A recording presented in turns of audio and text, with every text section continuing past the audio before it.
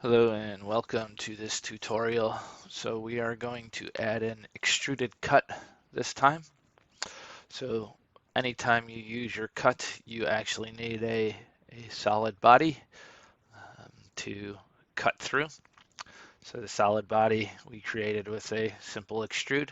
See the SolidWorks Basic Extrude video. But this next time, this time we're going to do the extruded cut. So the first thing we need to do is we need to create a sketch on a plane or surface. So we will choose this front surface and we will make a sketch through that.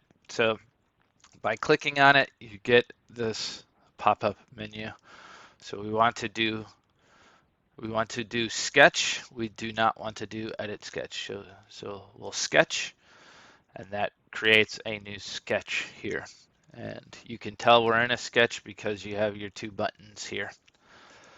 So now if you click the space bar and then you click this one, which is normal to, that'll take us normal to this surface. So that means we're looking at it straight on. And now what I want to do is I want to actually create two different sketches. So let's create a circle. So I click on the circle, and again, you can choose which circle once you've selected, but we'll choose the center and we'll draw a circle here.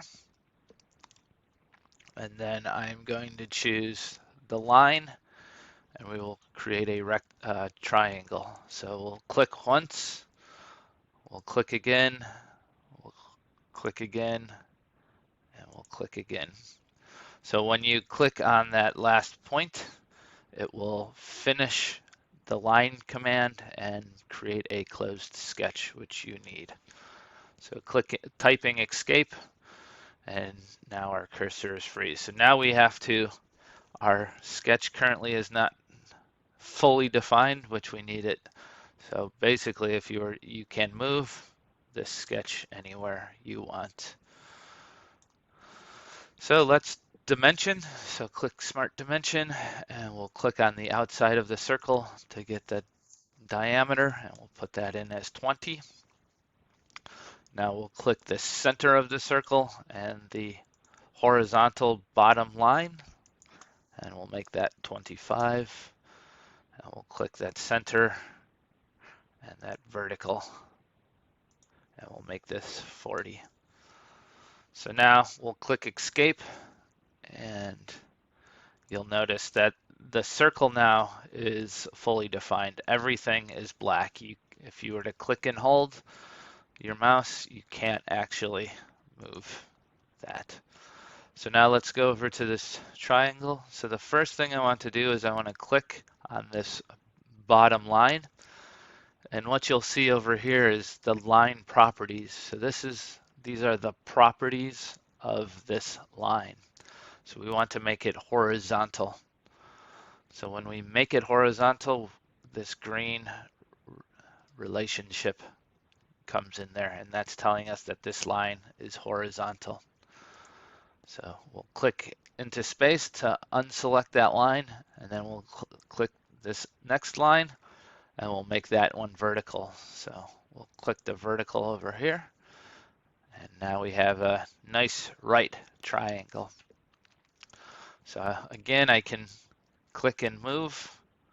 So I can click on the line or on a point and move it around.